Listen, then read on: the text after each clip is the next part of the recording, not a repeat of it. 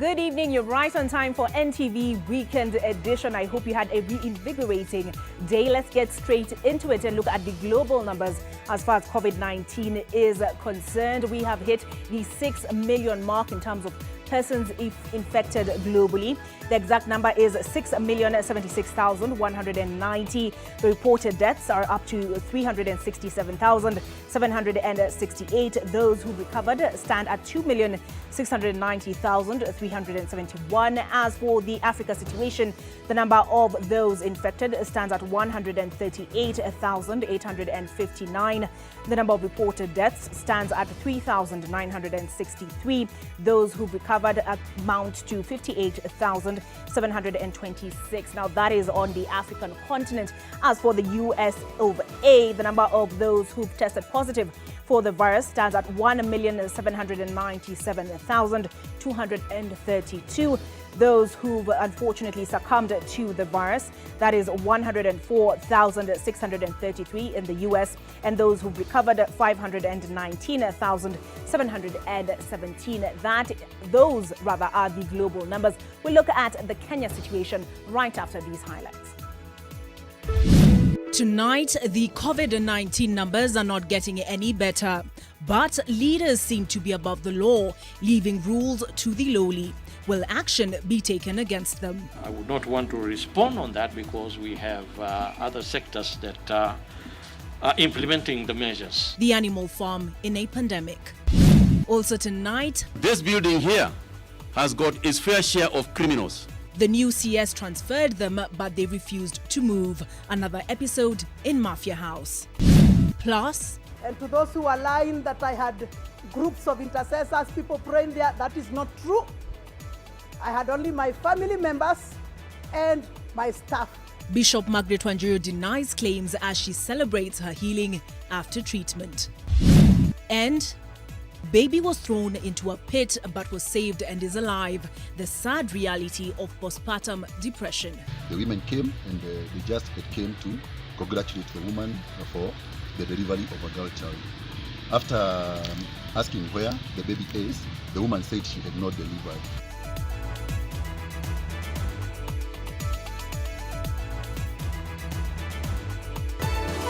This is Weekend Edition with Olive Burrows.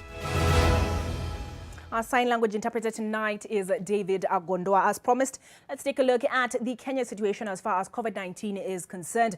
We have 143 reported new cases as of this Saturday. That brings the number of total infections to 1,888. As for those who've recovered, that number is 26 newly recovered. That brings the total to 464 who've recovered and been discharged.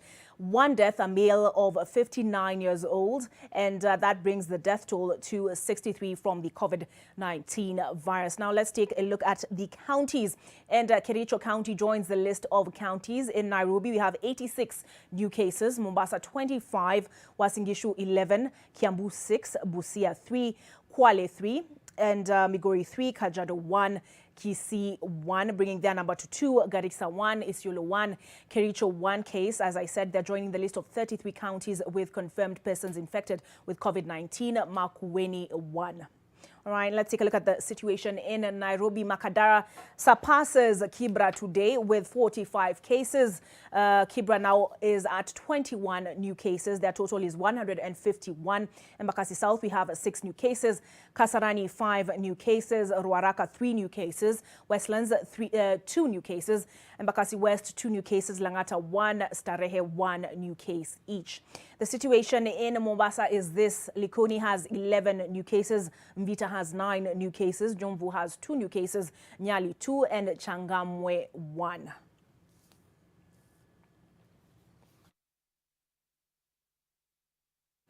Speaking of new cases, 31 inmates at the Industrial Area Remand Prison have been taken to Kenyatta University Hospital for isolation and treatment after testing positive for COVID-19. These are the infected among 59 people whose samples were taken on the 28th of May. Industrial Area Prison previously had 2 other people who tested positive for COVID-19, bringing their total count to 33. Red Cross ambulances, a Land Cruiser and a Kenya Prison service bus were used to transport the inmates who were picked up at 4:30 p.m. from the prison. A source at the Ministry of Health says it has been acknowledged that coronavirus within correctional facilities is a ticking time bomb, and a meeting has been called next week to discuss ways of decongesting prisons.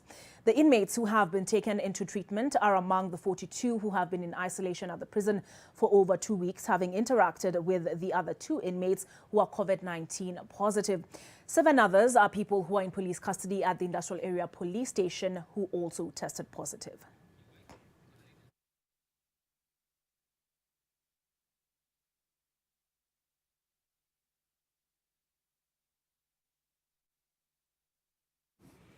It would seem that those who are supposed to be setting a good example for the citizens of Kenya are not.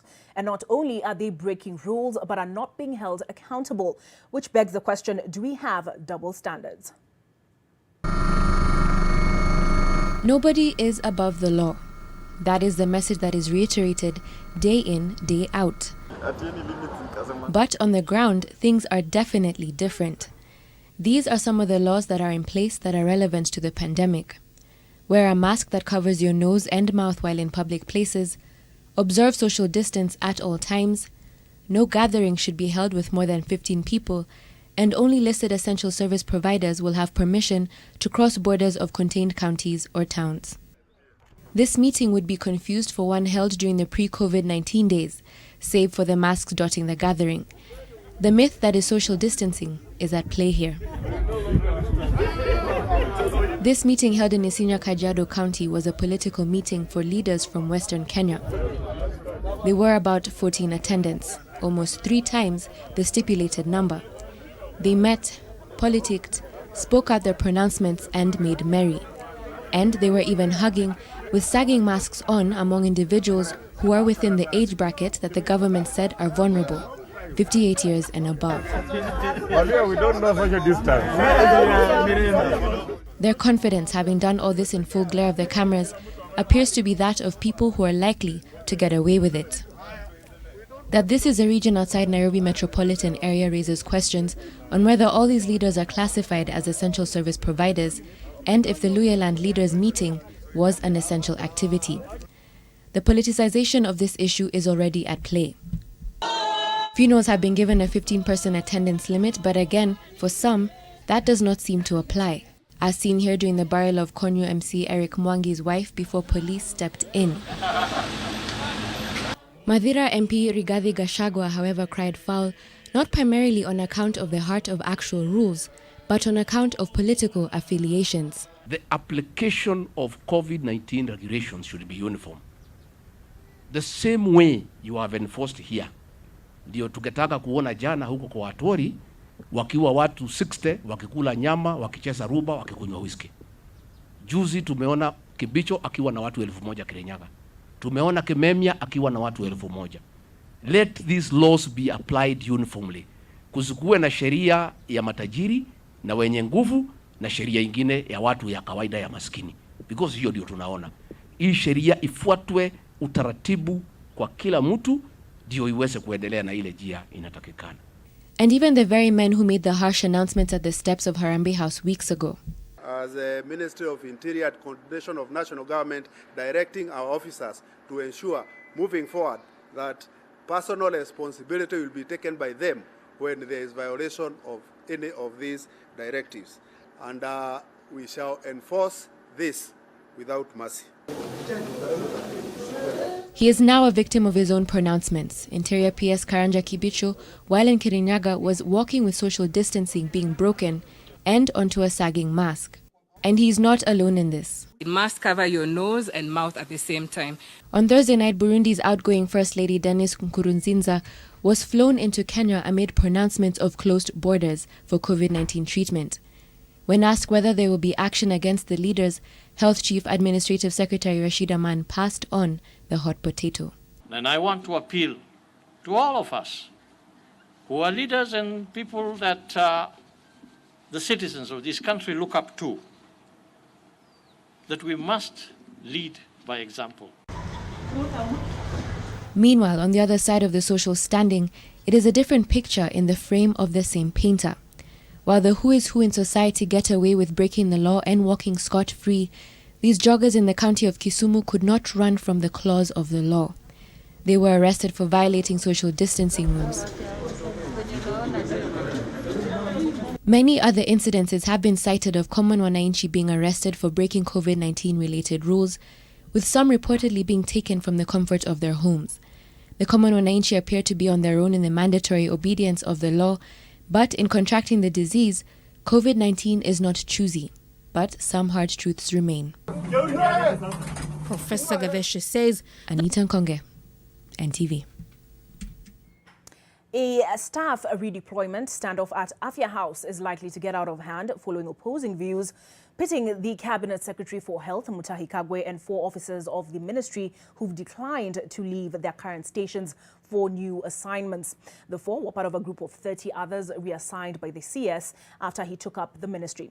This, Ken Mijungu reports, not only lends credence to the CS's assertion that the ministry is infiltrated by cartels, but also awakens the ghosts of multi-billion fraudulent contracts that resulted in the loss of public funds.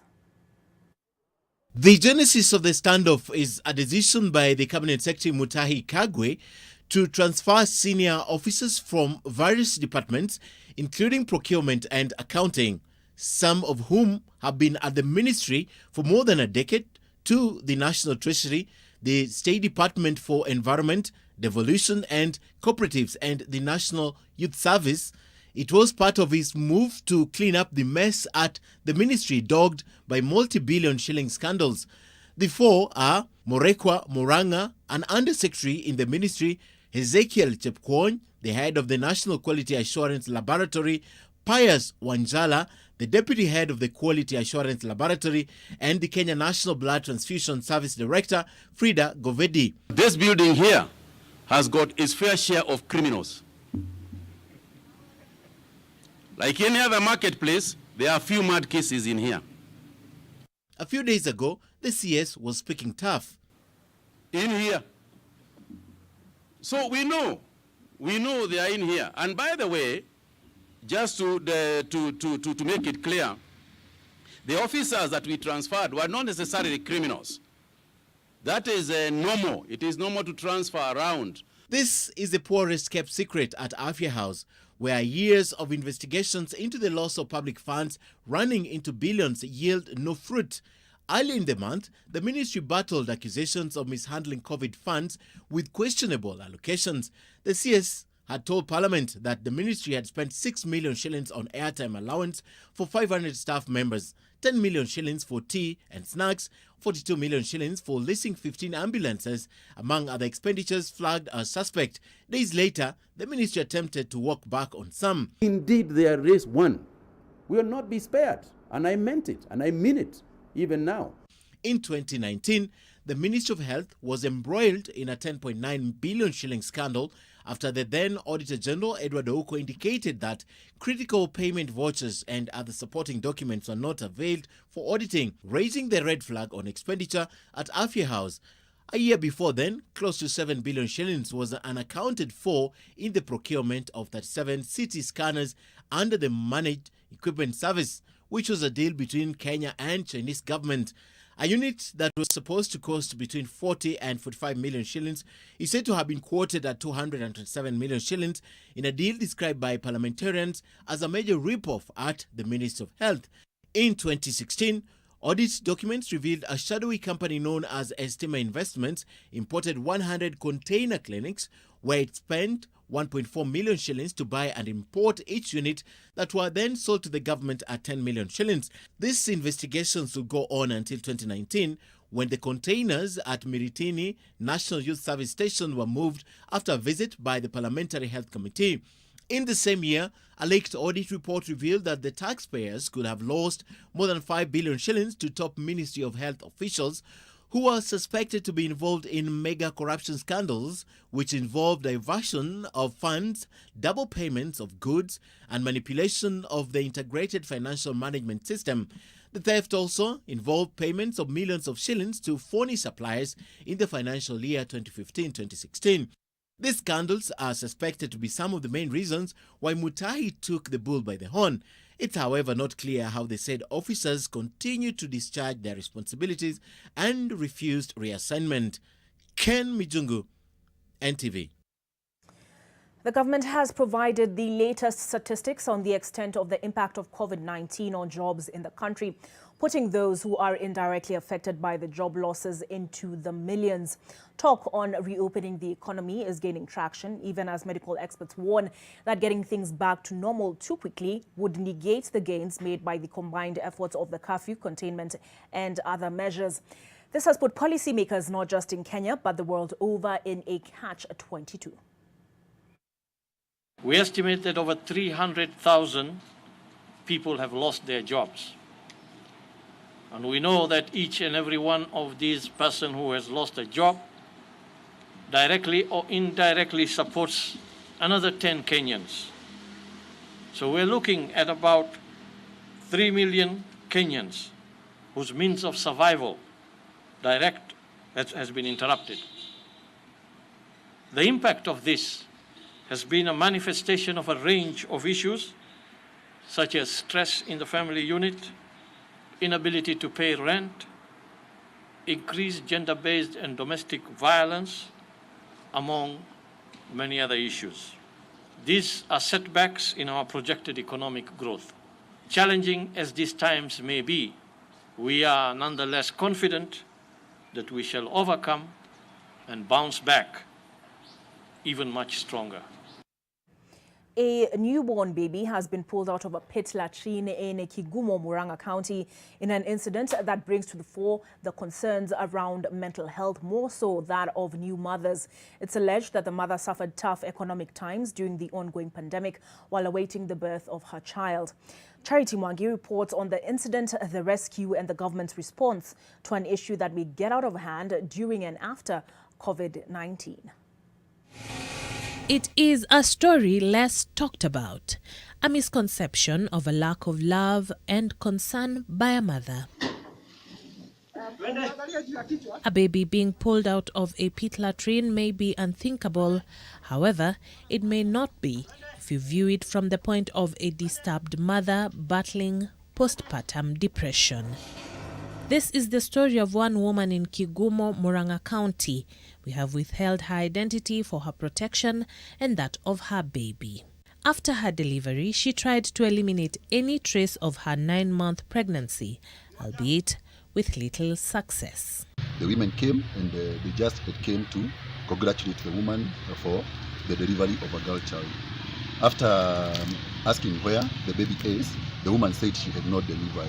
Further probing by the women who had seen the lady pregnant resulted into a confession that shocked them and sparked a midnight rescue.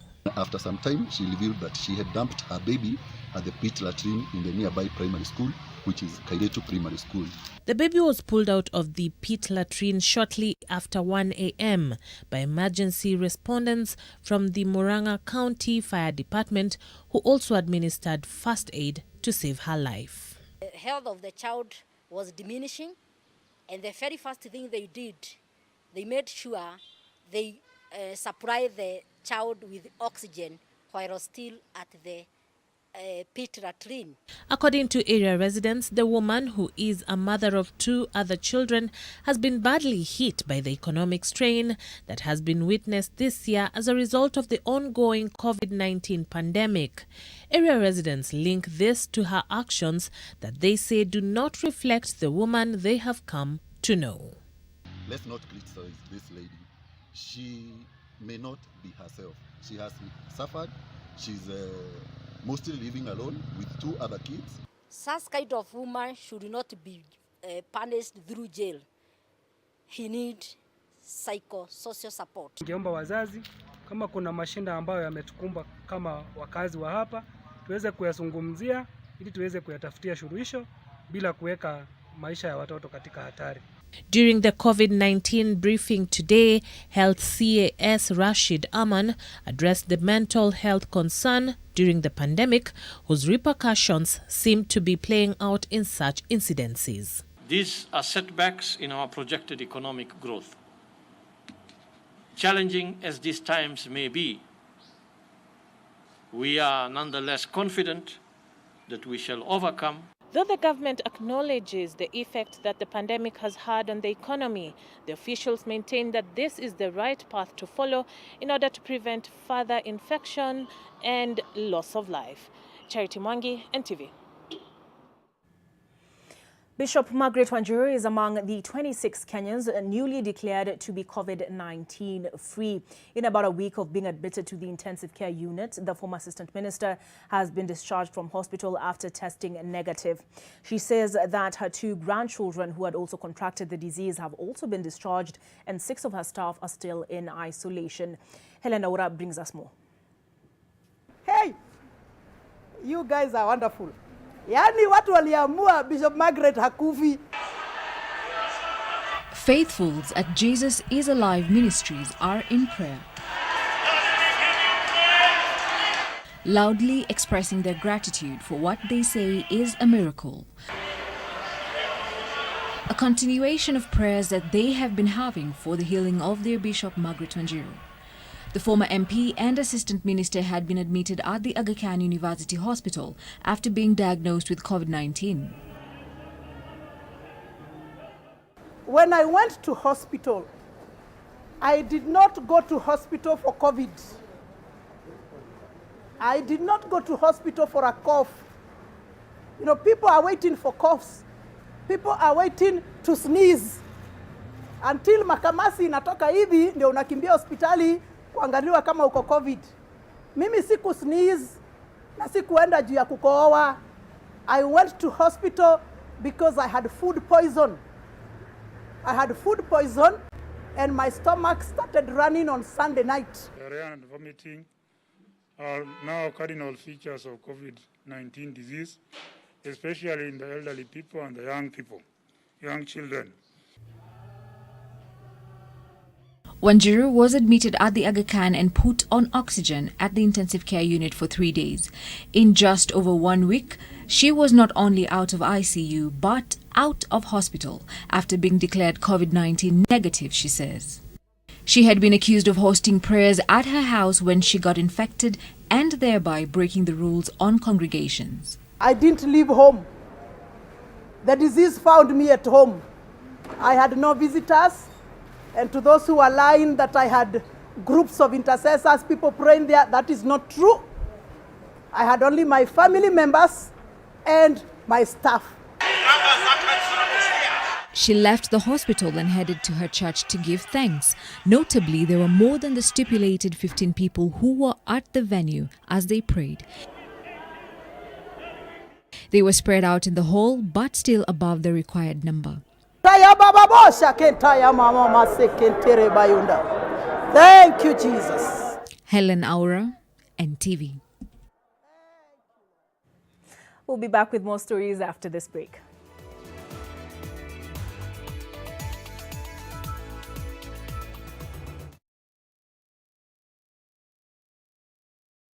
For a better tomorrow, don't forget to do the 1, 2, 3 with Colgate every night.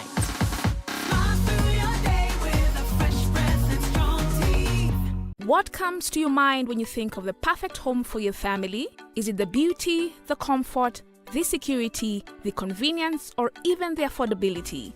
Victory Gardens offers exactly that and much more. It is just 10 minutes drive from Kitengela town and 3.8 kilometers off the tarmac. This gated community project comes with solar street lighting, Maram roads, beautiful trees, 24-hour security, and water connected to every plot. The best part is, families are already living here. Call us today on 0790 300 300 or visit www.optiven.co.ke. Optiven Limited, the pay-saters in real estate. I help women find independence by training them in fish farming. It's tough on my back, joints, and can cause headaches. Panadol Extra relieves multiple types of pain. Panadol Extra, now with new Optizorb technology to fight multiple tough pains with 3 times more pain-relieving medicine in the first 30 minutes when you need it most. Seeing them support themselves makes any pain worth it. If symptoms persist, seek medical advice. Eurofix Tiling Cement, the new tiling technology, the smart and durable solution for fixing tiles, marbles, granites and mazzeras. Using ordinary cement causes hacking and debonding of tiles. Eurofix Tiling Cement is 3 times economical, no debonding, no soaking of tiles, easy to use and does not require hacking of the floor. Eurofix Tiling Cement is waste-free and dust-free. Fix it forever with Eurofix in partnership with Nita and iBuild. Available in the hardware shops across the country. Eurofix. Fix it forever. Everyone has dreams. Mine is to climb Mount Everest. Society expects you to follow a very strict certain way of life. And then at some point you just realize that it can be edited. There's no reason why Kenya should not put its flag on top of Mount Everest. We need to actually go and say, okay, we are done here, get us another mountain. 2022 is not really a Gitonga project. It's bringing everyone on board and telling them whatever that makes you dance, that is Everest 22 for you.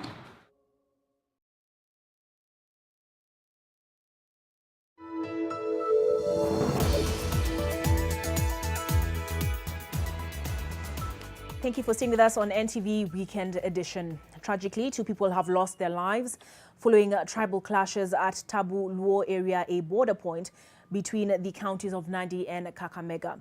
Even as tension remains high at the border point, police are pleading with Wananchi to shun violence as IBC is invited to solve the border dispute.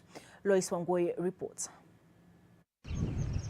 Communities living here at Tabulwa along the Nandi and Kakamega counties border broke into a fight at the break of dawn, and it ended in blood, tears and death as 2 people from Nandi were killed. The incident that happened yesterday where 2 people were shot dead, the police are all already on the case and investigations are going on. The source of conflict is this piece of land on an escarpment. The group from Nandi claim it is their grazing field, while the Kakamega people claim it is part of their sugarcane plantation. We are in liaison with the Ministry of Lands that issue be resolved once and for all, and they've promised us that they are working on it. Tribal clashes here have been perennial, and the recent quiet was attributed to intervention by elders.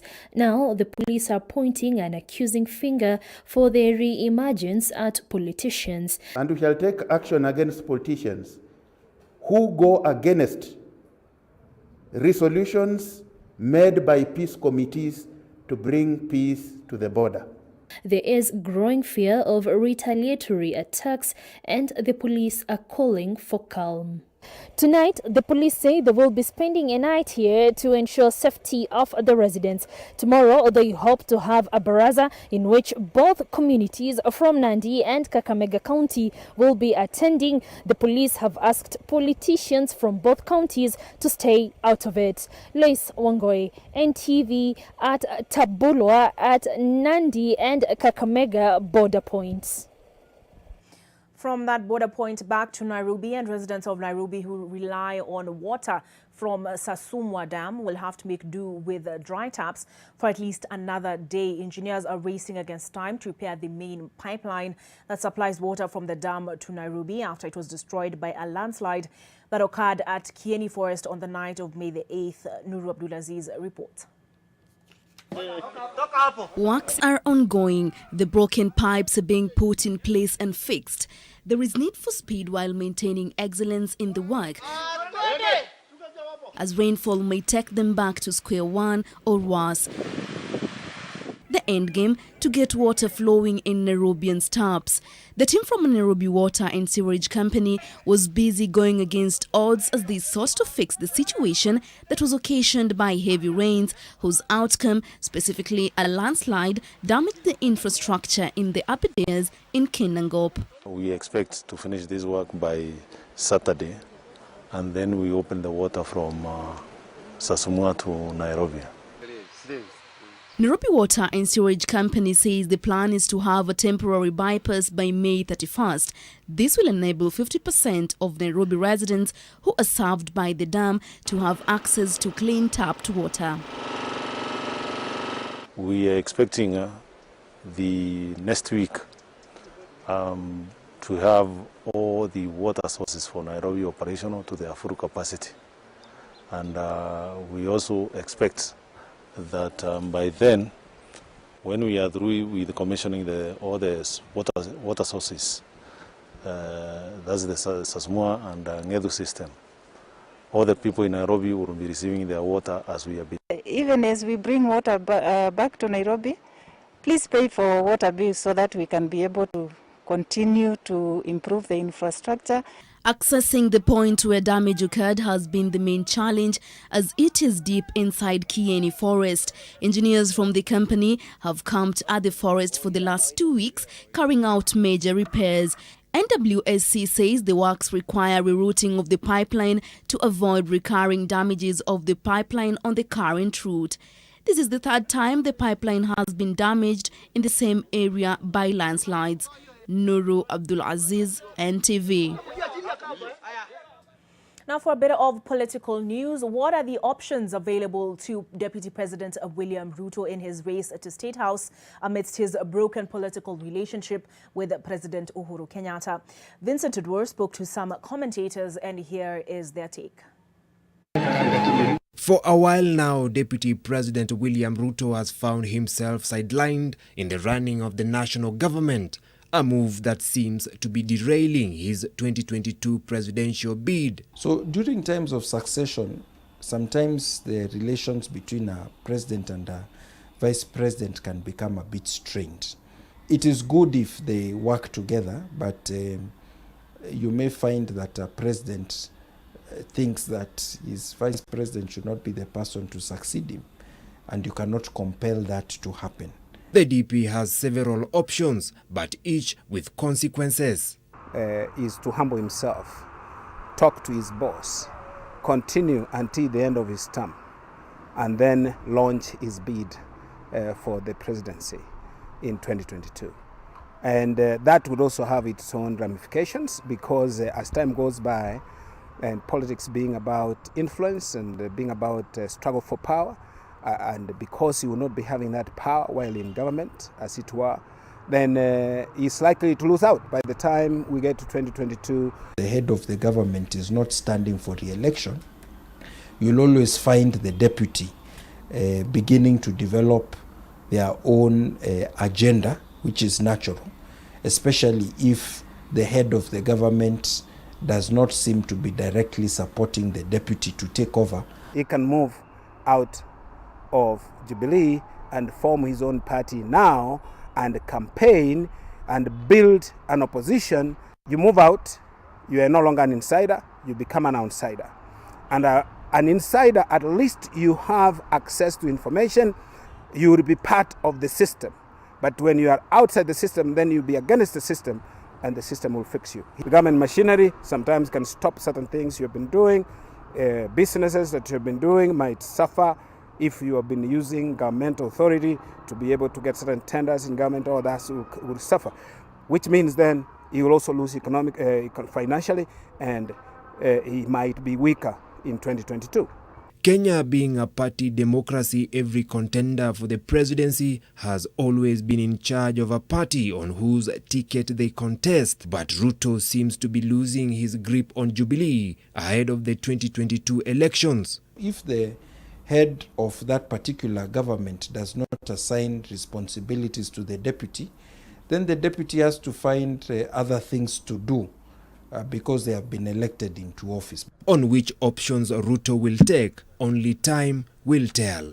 Vincent Odwor, NTV.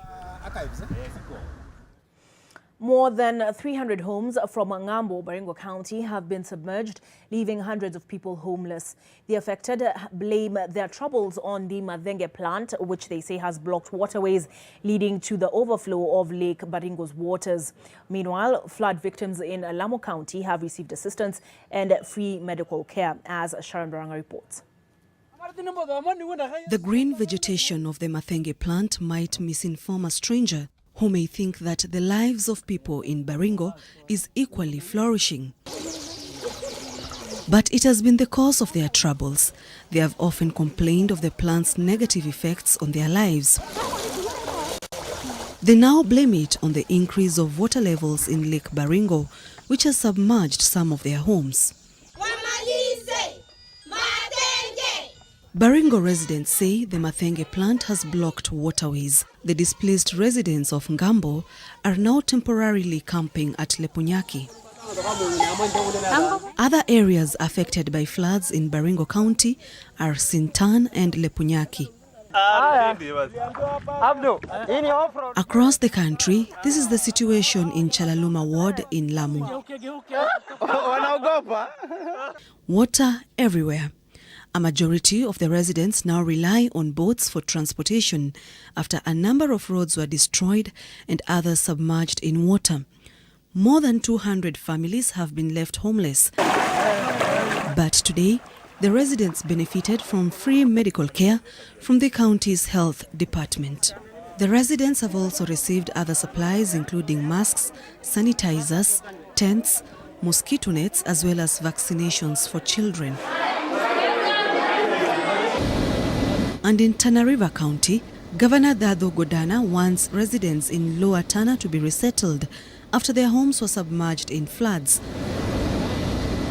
Dado wants the national government to put up temporary structures for the homeless, as well as providing free sanitation, medication and healthcare.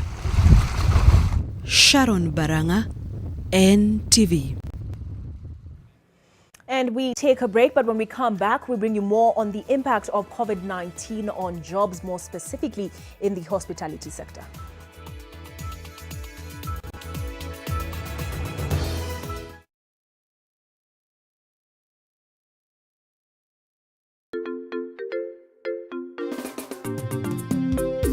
Can you tell Kinyanju to come to my office immediately?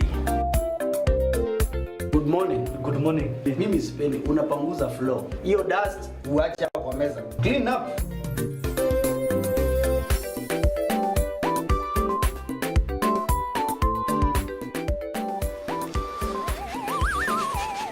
Kinyanju, this is a problem, eh? Next time uende ununue selector yako, utengeneze sandwich zako, uachane na sandwich za boss. Selector. The difference is in the taste. Hii uende weke kwa ile githeri yako, eh? The Kenya Film Commission, in line with its mandate and function of promoting development of local content and establishing a film fund, has established a film empowerment program that will provide film and video-related funding. The Commission announces the funding application for the 2019-2020 financial year. Individuals, companies and organizations will be required to submit funding applications to the Commission.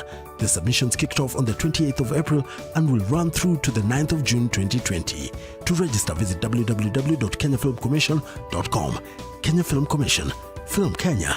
Capture Africa. For a better tomorrow, don't forget to do the 1, 2, 3 with Colgate every night.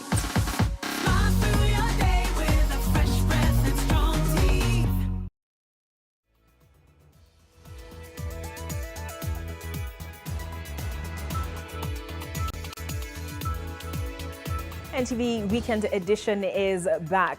Access to healthcare services, especially at this time, can be strenuous due to competing healthcare needs and emergency response. But technology is slowly turning the tide, making healthcare available during the pandemic. One such innovation ensures services are available at the click of a button. In Nairobi's Eastleigh Estate, Silas Wanjiru, like many Kenyans, has felt the ruthless sting of the high cost of accessing medical care. I had a problem ya throat. Walikuwa wanitibu na 10,000 lakini wakanikatia discount na 8,000.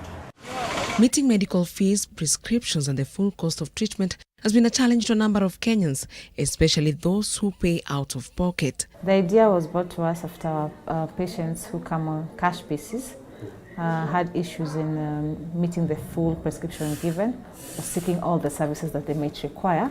So we got the idea from Sal Health, from the promoter of Sal Health, which enabled us to be able to give discounts and enable the cash patients that come to be able to meet all the required tests that have been ordered and the drugs that have been prescribed. Eric Petit, the CEO and founder of Sahal Health Innovation Company, came up with an idea to create a platform to help patients access healthcare at a discounted fee. Partners being able to give discounts, higher discounts up to even 30. We are getting challenges along that way. Also, some partners coming on board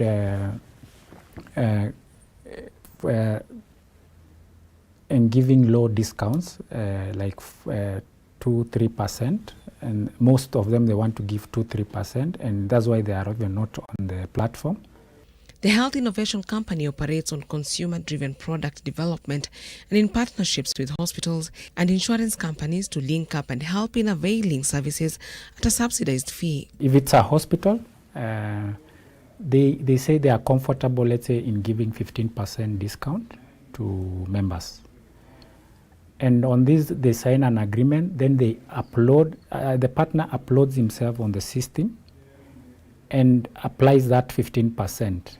That 15% can only be changed if there's another agreement.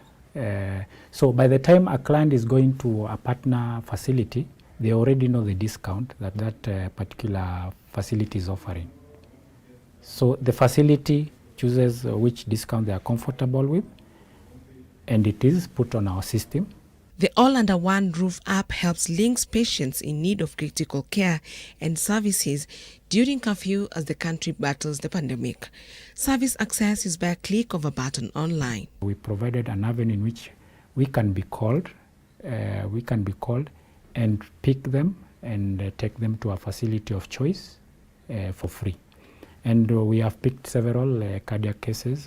We have picked maternity, mothers who want to deliver, people who have stroke, and we have taken them to facilities. And those are ways we have tried to help. In Kenya, it is estimated that 3 out of 4 Kenyans risk falling below the poverty line due to direct out-of-pocket payment of medical bills. Eunice Omolo, NTV. Arsenal fans in particular will want to pay keen attention to this next part of the bulletin because we have Ida Winger's exclusive interview with a pocket rocket coming up.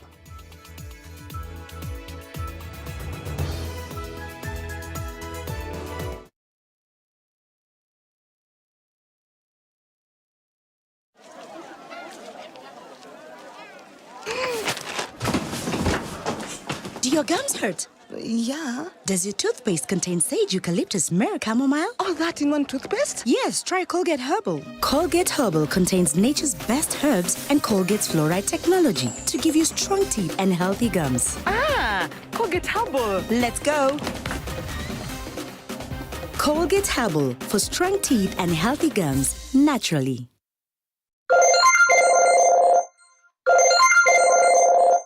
All you have to do is come up with a nice idea, develop it into a nice story, and not just any story, but a story that showcases the ideals, beauty, and diversity of Kenya. Get your mobile phone and shoot a short film and stand a chance to win up to Kenya shillings 500,000 worth of prizes. To participate, you need to be a Kenyan citizen, have a smartphone that can shoot video in HD, be between the ages of 18 to 35 years old, shoot a film not longer than 5 minutes. The film should be in English, but if you must use any other language, please use subtitles in your film.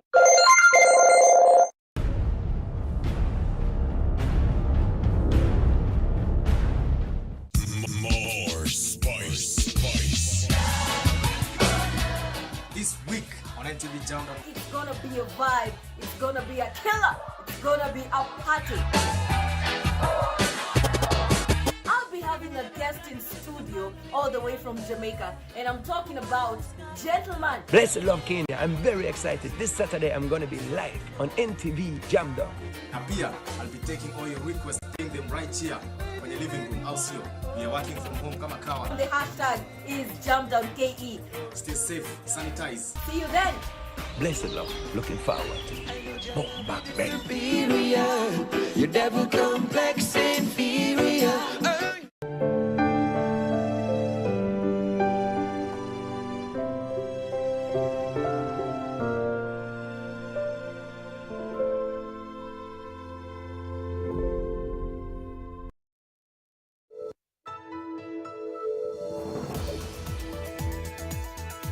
Thank you for staying with us on NTV Weekend Edition. The row over the recent directive by the Transport Ministry for the Naivasha Inland Container Depot to be used as a key transit cargo handling facility continues to intensify. Parliamentary Public Investments Committee Chair Abdul Swamad Nasir says he has written to the National Assembly Speaker Justin Muturi seeking for Transport Cabinet Secretary James Macharia to be summoned to clear the air on the matter. Nasir says the CS went back on his previous resolution before the committee of having it optional for goods transported through the standard gauge railway to be cleared through the Naivasha ICD. Nimeandikia spika wa bunge barua ili waziri muhusika aweze kuyajibu masala haya. Kwanza tunajua wazi ya kwa it's unconstitutional. You cannot, the Bill of Rights of Kenya, you cannot stop someone from moving. Now you can imagine economic impact, tuko na shida ya corona, kisha mujaribu kutufungia, na ndio pale tukisema ya kwa bandari inachukuliwa inapelekwa kwingine. It was not it was a metaphor that if you take logistics zote of running businesses of the port and you send them elsewhere, you're shutting down the economic livelihood of a whole people. Serena Hotel is sending all staff on unpaid leave beginning the 1st of June, which is Monday. The hotel chain will pay staff an allowance of 10,000 shillings for the month of June, less the statutory deductions of the National Social Security Fund and the National Hospital Insurance Fund. Essential staff will be paid 30% of their salary for the month of June. The decision to furlough staff comes hot on the heels of the decision by Nairobi's Fairmont Norfolk Hotel and Fairmont Mara Safari Club to terminate the services of all their employees. That move by Fairmont prompted the Attorney General's office to demand prompt response on the rationale behind it. The tourism and hospitality industries have, in particular, taken a hard hit from the pandemic.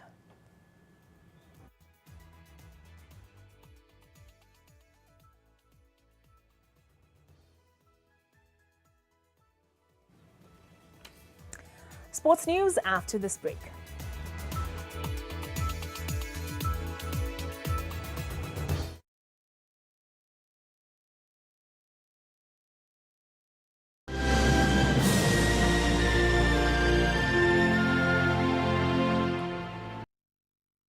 What comes to your mind when you think of the perfect home for your family? Is it the beauty, the comfort, the security, the convenience, or even the affordability? Victory Gardens offers exactly that and much more. It is just 10 minutes drive from Kitengela town and 3.8 kilometers off the tarmac. This gated community project comes with solar street lighting, Maram roads, beautiful trees, 24-hour security, and water connected to every plot. The best part is, families are already living here. Call us today on 0790 300 300 or visit www.optiven.co.ke. Optiven Limited, the pacesetters in real estate.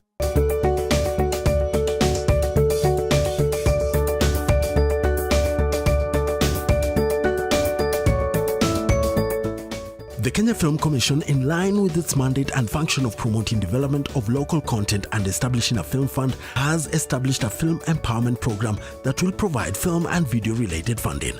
Individuals, companies, and organizations will be required to submit funding applications to the Commission. To register, visit www.kenyafilmcommission.com. Change your baby's diaper often and as soon as possible after bowel movements. Gently clean the area with mild soap and water or baby wipes. Have a clean diaper. Use diaper ointment to prevent diaper burn, diaper wipes, or a container of warm water and a clean washcloth or cotton balls. Kiss Kids diapers. Kiss Kids.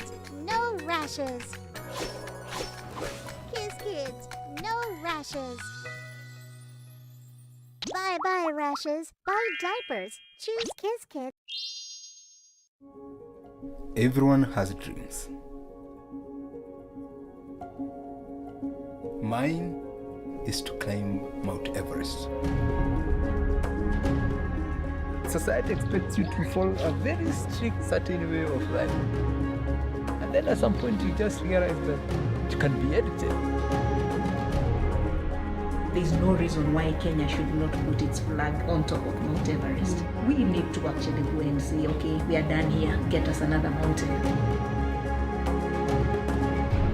2022 is not really a Gitonga project. It's bringing everyone on board and telling them whatever that makes you dance, that is Everest 22 for you.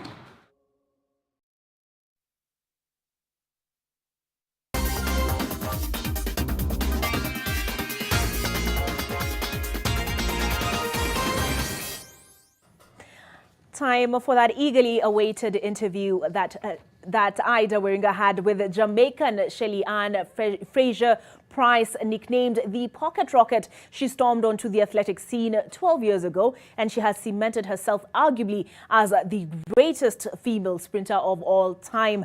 The world's fastest woman, as I said, spoke exclusively to Ida Waringa about her future plans, family life, and more from Kingston, Jamaica. Shelly-Ann Fraser-Price is a double Olympic gold medalist, 9-time world champion. She's a mother, a wife, an ambassador, and so much more. Known as the fastest woman in the world, the Pocket Rocket, as she is fondly known, joins NTV from Kingston, Jamaica. It's great to have you, Shelly-Ann. How are you, and how have you been coping during the COVID-19 lockdown? Well, so far I'm doing good, but let me say thank you for having me on. It's a pleasure, and definitely sending lots of greetings to all the fans in Kenya. For me, it's very different than what I'm used to, because at this time of the season we would be traveling to track meets, and now we're stuck at home and practicing social distancing, not being able to engage with friends. So it's definitely different, but I am coping. I'm still able to go out to practice, so I still get to practice. So, it's just very different, but we just have to get used to it. Absolutely. And how does a normal day look for you, Shelly-Ann? We've been seeing some videos of you working out, but take us through your routine.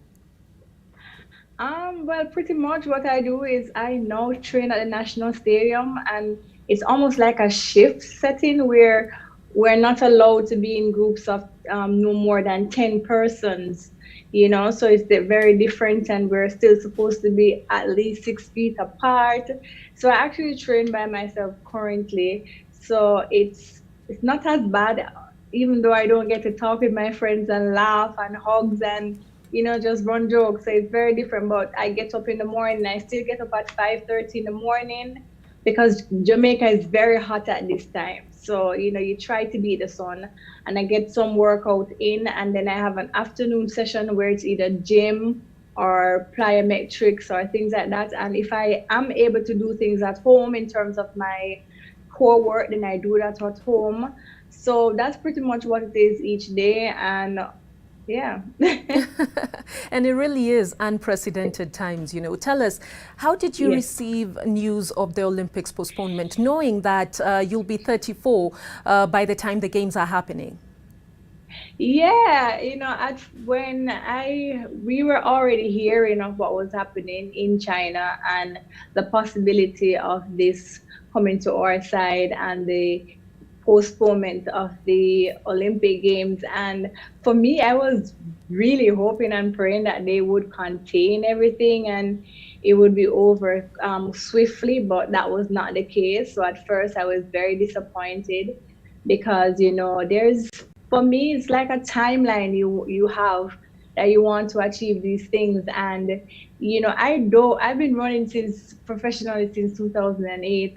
And I have a son now, I have a family that I would definitely want to spend more time with. And track and field is demanding.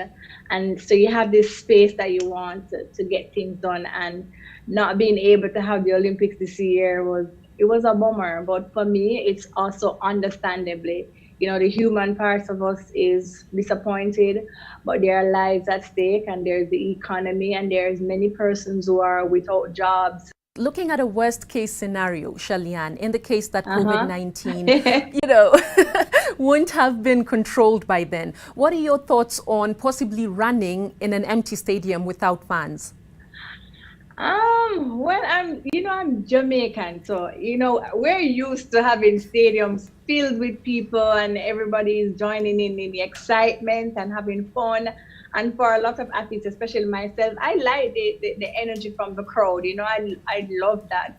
So now competing in an empty stadium potentially is very weird. I guess would be very weird, because it's almost like all the athletes that are down to compete, we're just basically looking at ourselves, and each other. Let's see, I'm looking forward to competing whenever that time and whenever it's safe to do so.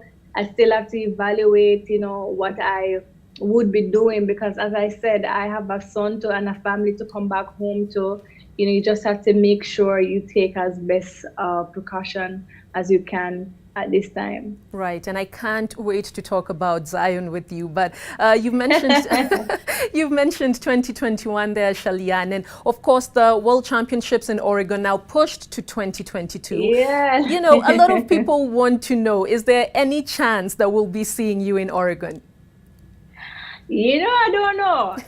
So far, there are a lot of things that has happened throughout my career that I kind of raise an eyebrow, and one of those moments was coming back after having my son. I have my son 2017. I had him via C-section. So, being able to come back from that and win a championship, I never thought it would be possible, and I was 32, so you never know. For me, I try to take it a year at a time, but, it would be so nice to finish so close to home, because a lot of my friends want to actually travel to come and see me, but the championships are usually very far. So, for me, that is a highlight, and I have to see, where I'm at, how the body is coping, and how I am mentally, if I'm prepared to do another year, because track and field is very hard. It's not easy. Yeah. Getting up in the mornings and working out, and it's not easy, leaving my son to travel all over the world and come back, and he's still very young and still, having those memories and those bonding moments. So it's something that we assess as time goes. Yeah, that would be very sentimental, I can imagine. And, for Yes. many people, Shelly-Ann, the last time that they saw you competing was in 2019 at the Doha World Championships. You made a stunning comeback in the 100 meters. Yeah. But, a lot of people actually talked about the fact that you did that as a mom for the first time. Just give us a bit of insight into just how much Zion has changed your life. Yeah, Zion has definitely changed everything.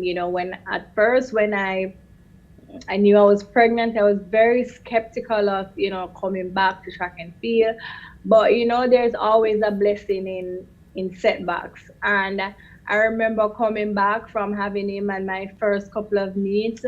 I was like, man, I didn't feel like myself at first. But within a couple of months, I'm always so committed. I'm very, very committed. If I say I'm doing something, then that's it. I'm all in 100%. And I'm telling you, it was not easy. It was so not easy. It's almost like you're relearning everything all over again. And I remember getting to Doha. I actually didn't sleep at all the night before my finals, because it has been a while since my championship. My last championship would have been in 2016. And I was so anxious. I'm like, what's going on? What's happening? But, it was a lot of work, a lot of sacrifice. And having my son definitely changed everything for me. It actually made me happier, and I had more fun, and I was more energetic. I was definitely more motivated. And I just want to show others that it's an enhancement to who you are as a woman, as as a family. So you have to continue to understand that that's just another role that you're playing, but a huge role, and you have to try and find a balance, and it will work out. Absolutely. And now, countryman Usain Bolt is a new dad. I mean, have you managed to talk to him? Probably even Yes, maybe I given have. him some tips, Shelly-Ann. Well, he's the fastest man, so I'm sure he has this quick. But I actually did speak to him. I said, I'm sure you're so excited. I can just imagine your face. And he's like, yes, he is. And I'm like, well, get ready for no sleep, because for the first couple of months, it's going to be, trying to get used to, but it will definitely be worth it. No gold medal will ever be compared to seeing your child, staring at you, smiling at you, and just waking up to that blessing. So for me, massive congratulations to him and Casey on the birth of their daughter. So I'm excited to see, how everything unfolds for him. I'll definitely be saving him some tips, That's amazing, Shelly-Ann. And, it's been a decade plus of dominance for you on the track. Tell us, what's been your best win and your toughest loss? Okay, honestly, the best win is a tie between 2008 and 2019.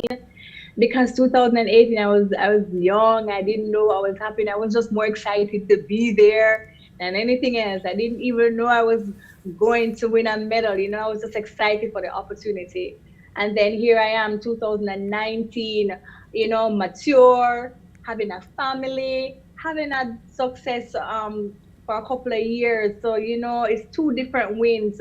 But, it's so hard to compare, because coming back when others thought that it was not possible. But for 2016, I would definitely say was my toughest loss, because having that toe injury was really, really difficult to navigate throughout the season. It tested everything in me. Absolutely. And you came out of that just fine, Shelly-Ann. And, Kenya, Yes, thank you.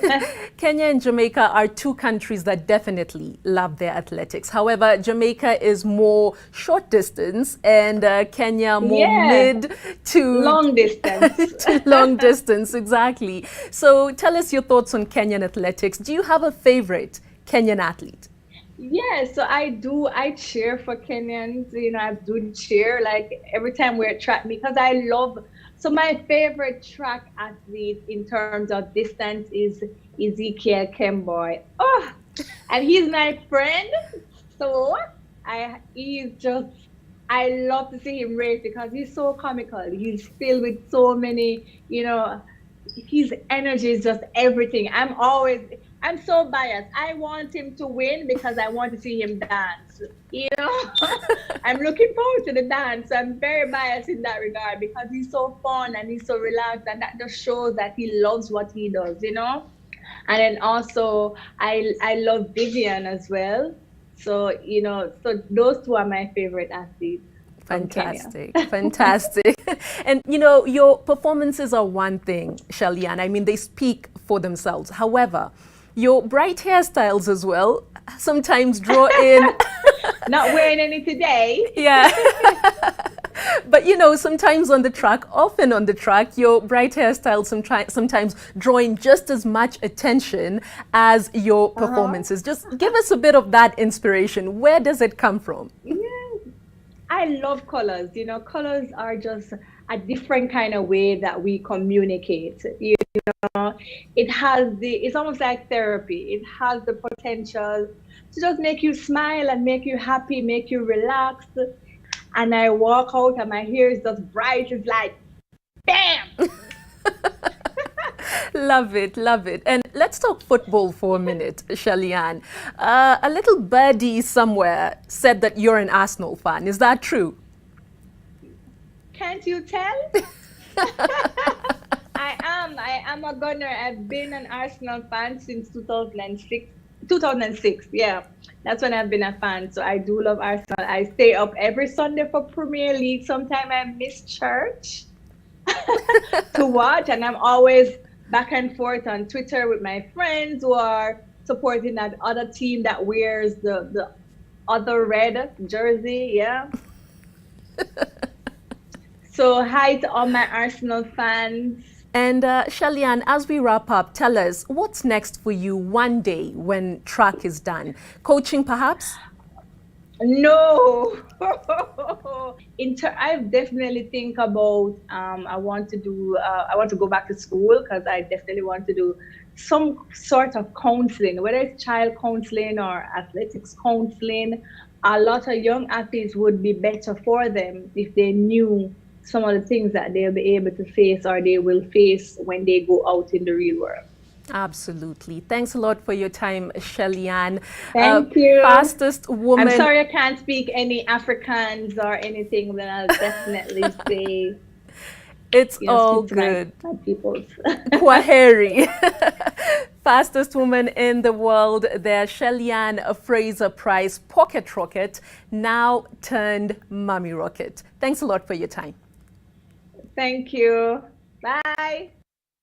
Across oceans, across the internet, her positive energy just comes across. And Ida Wiringa not only did a splendid job on that TV feature that just ran, but she also put the story of the 33-year-old fastest woman in the world who is not looking at retirement just yet on tomorrow's Sunday Nation. So in addition to the TV feature, extra, read all about it.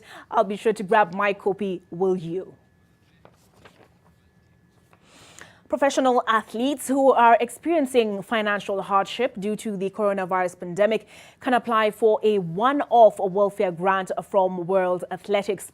To apply, an athlete should fill in the form on the World Athletics website, which is worldathletics.org. All applicants must have qualified for selection for the Tokyo 2020 Olympic Games and must have never had an anti-doping rule violation. They must be able to demonstrate a justifiable welfare need through significant loss of income in 2020 compared to 2019.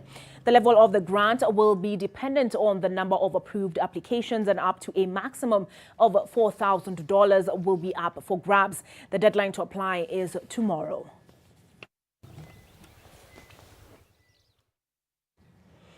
World Athletics President Sebastian Coe has called for a push to have children take up sports and for federations to focus on school-level athletics as the race into the new normal after COVID-19 begins.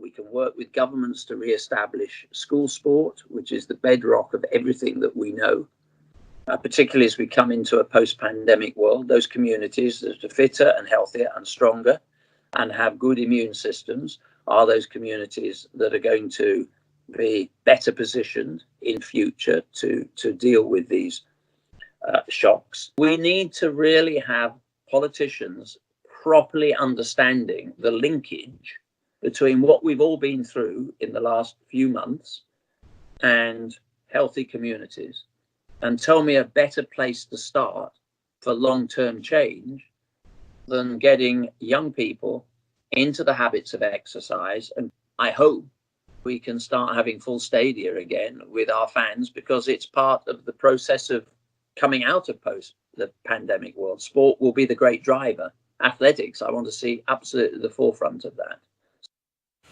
Hertha Berlin continued their positive run under new coach Bruno Labbadia with a victory over mid-table Augsburg